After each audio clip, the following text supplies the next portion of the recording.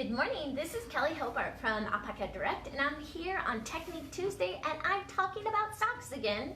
I have been knitting away on socks, trying to get ready for the winter, and I wanted to have some extra alpaca socks for my wardrobe this year. And so I have been working on a very busy monkey pattern, and it's called the Geology sock pattern. And let's see if, Jim, I can have you zoom in on this. And this is by Very Busy Monkey. And she does wonderful patterns, and we have her on our website at Alpaca Direct. So I don't know, have any of you out there knit socks? Have you possibly done them 2 at a time in the round using the magic loop method? It's my favorite way. Let me know how you do your socks and maybe what your favorite sock patterns are. And don't forget, every week we have a contest for a prize, and I usually try to have you help me choose colors or something like that, and then we can get the best colors to send out to our lucky winner. So all you have to do to enter to win the prize is post comments in the comment section. Let us know what you're working on, maybe what your patterns are, what you're enjoying, all that kind of stuff, and then you'll be entered to win. And if you like, go ahead and share with your buddies so they can learn too. Maybe they'll be inspired and learn how to knit socks. So Agnes says hi, and she's from Minnesota. Good morning. Carrie, it's nice to have you with Susan. us. Awesome. Good morning, all of you. It's nice to have you with us, and I am having a great time working on my sock patterns. And as you know, one of my goals for knitting socks is to be able to knit socks and not have to look at the patterns. And I was inspired by this by a friend of ours, Jody. She has done a few videos for us, and she's a wonderful lady, and she also happens to be a teacher. But when she came to visit us, she was knitting socks, and she wasn't looking at any pattern. And this is when I was a newer knitter, and I was watching her going, how can she possibly do that? She's knitting socks and not even looking at a pattern. That's what I want to do. And so that's how I got inspired to start learning to knit socks. And I have been learning by knitting tons of socks and trying different techniques and maybe changing the pattern a bit. You know how I do that. I like to change patterns. I like to make them my own, and I venture to say there's not one pattern out there that I haven't changed in one way or another. So it's kind of fun. It helps me think and problem solve when I have issues with pattern. I figure out ways to get around that and make it even better, or just make it my own. It's fun. So this week I was using this little sock form, and this, remember way back when we were doing the fish lips kiss heel? Well, all you do is you find a piece of cardboard and you step on it, right? You step on it and you draw a picture of your foot. Now when you're doing socks, a lot of times it'll say knit to 1.5 inches before the desired length of the sock. So what I like to do when I'm knitting socks is, if my foot form is 9 inches long, I'll go ahead and take off 1 inch for stretch. So that'll give me 8 inches. And then, yes, Jim? I'll just hold it up a little more. Oh, awesome. So then I'll have a 1.5 inches off for my heel. So I will go 9 minus 1 is 8, minus 1.5 is 6.5, right? So that is how long I need to knit my sock before I start my heel.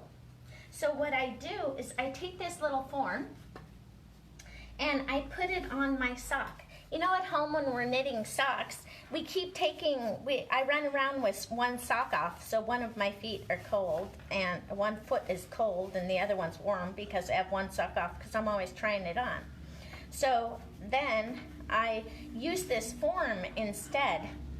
And if you look at this right here, here's my heel. So I have, on my sock back here, I have my rounded toe, and I have this wonderful pattern right here. On the outside, it's garter stitch, and on the inside, it's ribbing. And then I go back to a garter stitch heel. So let me show you what that looks like on the inside.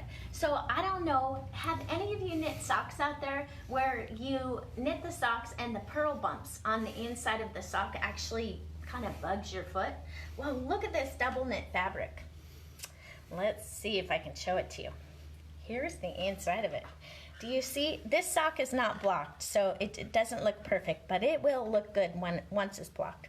And this is the double knit fabric in here, and do you see how smoothly the garter stitch toe and heel brings up that level of cush on the toe and the heel without any special changes to the pattern? So where I found this double knit fabric without double knitting, which is right in here, is from the Second Treasury of Knitting Patterns from Barbara Walker. And if you have not seen these books before, she has several of them. She has the Treasury of Knitting Patterns and then the Second Treasury. And this is from the double knit fabric. And if you look right here on the bottom, it says on a right-sided row, knit one, slip one with yarn and back, knit one. Well, on my socks, I want the pattern to show up on the inside of the fabric, not the outside of the fabric. So what I changed is I did purl one, slip one with yarn in front, knit one. That's all I did to change it. And then row 2 would be just as it's written, knit one, purl one, knit one to the end of the row. And all you need is an odd number of stitches. Well, on these Geology socks, this pattern, normally when I make my socks, I use 56 stitches because I have a small foot, 5 or 5.5 I can wear. But anyway, I have to wear a small size. So this cuff starts on the cuff and the leg at 64 stitches. And I'm going, oh my, that's going to be rather big for me. But I really like the sock patterns. It's like a Stitch Dictionary sock patterns, right? I was in the mood to do that again this week. So I worked on that and I thought, well, the double knit fabric will be perfect for this because I won't have to change the stitch count. But because I'm using the double knit fabric on the bottom of my sock, it's gonna pull it in really tight. So now the 64 stitches that would have been way too big fits me perfectly because of the pattern on the bottom of the foot. So it's pretty cool. Anyways, so I changed that and then I did my rounded toe with my garter stitch like I had done. I did the rounded toe on this sock. This was the KAI pattern from the Michelle Hunter. This was the rounded toe pattern. And I did that same pattern, but instead of knitting, I purled. So I would do my increases and then the next round I would purl around to get garter stitch instead of stockinette. So when you guys are doing your patterns and you're doing your toes, if you wanted to change it into garter stitch and have a squishier toe, all you have to do instead of purling, you know how you increase one round and then you knit that round even, which means you knit all the way around, just knit stitches. Instead of doing that knit round, do a purl round. And you've changed it into a garter stitch toe instead of a stockinette stitch toe. So any of you out there that are interested in trying something different, all you have to do is change that one round from a knit round to a purl round and you have a whole new toe. So it's pretty cool. And then if you wanted to do a heel that was the garter stitch heel, there's only a couple of things that are different about the regular short row heel and a garter stitch heel. And the garter stitch heel, I have looked at quite a few different YouTube videos, and when they do the short rows, which means you don't knit the full row, you knit a little bit short of the row, then you wrap and turn. Well, Michelle Hunter wraps and turns just a little bit differently with the garter stitch, but I have also seen other people wrap it the same exact way that you would do any other wrap and turn. So, and they both look good. So give that a try. The other thing you might need to take a look at is with the garter stitch heel, sometimes you need a few extra stitches, which was perfect for me because guess what? Once again, I had 64 stitches and normally that would be too big for me. But using this garter stitch heel, it gave me the extra stitches that I needed to make my heel. See how nice and big and roomy it is? It's perfect because of those extra stitches. So you see how doing this Geology sock pattern and using 64 stitches instead of 56 can still work out if you're creative. So then I do both heels, right? And I'm knitting along going, ooh, I thought of something. Well, the top part of my sock is no longer gonna have this pattern, the double knit pattern. So it's not gonna be brought in. So what I need to do is decrease it back down to 56 stitches. So all I did is I did purl 6, purl 2 together. So I dumped my 4 stitches on each side of the sock. Between, if you look at these patterns on the Geology sock, you'll have a purl row, a knit row, and a purl row before you start your next pattern, right? So what I did on my first purl row, I went ahead and did that purl 6, purl 2 together, and it brought it back down to 28 stitches. Then I took out, so not all of these patterns will work for my 56 stitches. Not all of them work. So all I did is use a nice little piece of graph paper, right? Here's my graph paper. And I made my own very simple patterns. So now I'm using these. So I've started here, and I'm starting the repeat to make this longer, because we want each pattern to be a substantial width. Like this pattern I knit 3 times on the Geology pattern. It tells you to do that. So if you look out on here, on this particular pattern right here, I knit that 4 times. On this one, I knit 3 times, trying to get about the same length on each one. So there's about similar length from here to here to here, going from pattern to pattern. But this was really fun, and I am gonna do a ton more socks with the double knit fabric. So if you're interested in using it, the double knit fabric, we'll post it for you. I'll have Kathleen do a blog on it. But that double knit fabric is really fantastic, and you can use it for the bottom of slippers and all different kinds of things. And don't forget to push that like button and share with your buddies. And don't forget to tell us what you're working on, because the prize for last week was for this Zauberball Crazy. And it's great yarn for not only socks, but it is a great yarn for shawls as well. And you guys are the ones that voted on this and chose this color. So the person who is going to win the prize this week is going to be getting this color. And let's look on here. What's the prize for this week? Well, this week we are, one second, the prize for last week was one skein of the Zauberball Crazy, and it is Carla Halford Paxton. Congratulations, Carla, you won. So what you need to do is go to customer service and give us your address, and we can get it out in the mail to you. It's a lovely yarn. You'll like it. I've done tons of projects with Zauberball and Zauberball Crazy, and I really like the colorful, long colorways. Nice quality yarn. So soft. Anyway, so the prize for this week is for these new socks that we have, and they're called Selkirks. And Jim, what are we doing this week? We're going to go backpacking in the Selkirk Mountains. Yes, we're going to try out our socks, and these are wonderful. They're 42% alpaca and 33% acrylic, 23% nylon, and 2% spandex. And these socks are nice, and they have a double knit sole on them too. They call it terry. When it has these little loops, they call it terry. And that offers a lot of really nice cushion for the bottom of the foot.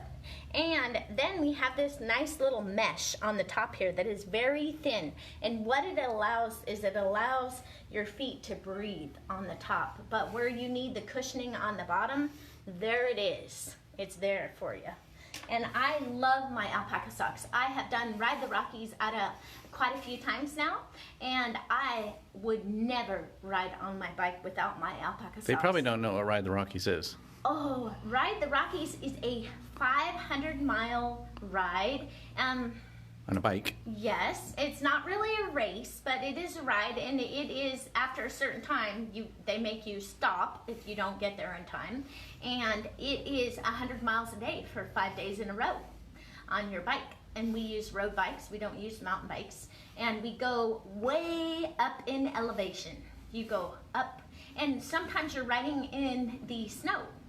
And when you're going down the hills, I mean, my son will go like 55 miles an hour, which scares me. I don't go quite that fast. I'm a little afraid of that. But he enjoyed it, and so I guess he was fine with that. But it's a great ride, and it's something my son and I did together, and it was really fun. Tell them how the socks worked out, though, when you, like in the morning and the afternoon. Oh, yeah. I mean, well, with the alpaca socks, I have found that as long as there's not too much alpaca in like these ankle socks, they, your feet can sweat. And you'll be walking around the house. Like, I'll come in from a long ride, and you can see the water spots where my feet are just wet from sweat or what have you. And your feet are completely dry. You don't feel wet at all. And with any other, like a cotton sock or anything like that, your feet would be wet and shriveled up. I mean, like you soaked your foot too long in a bathtub. And it's kind of miserable with the other socks. These are so much better.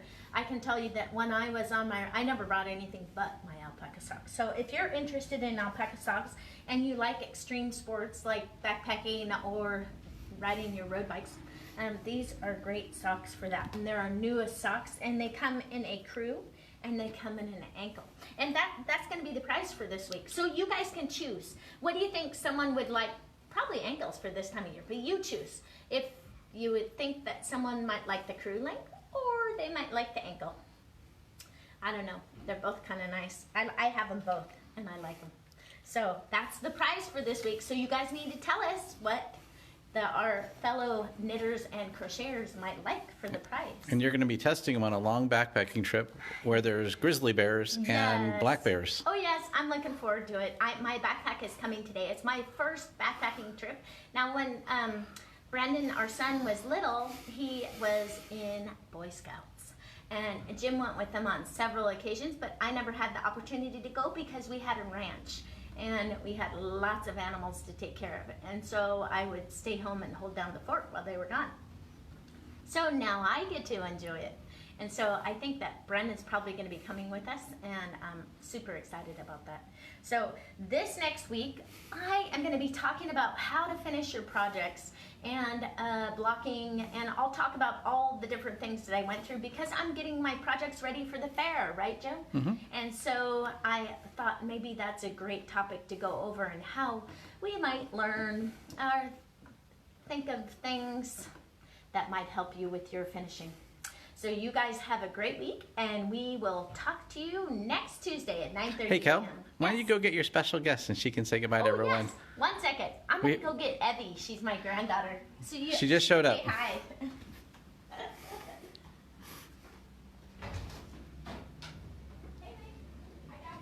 Evie's going to go get our little grandbaby, so if you want to stick around and say goodbye to Evie, we're going to be watching her today because it's our son and daughter-in-law's anniversary.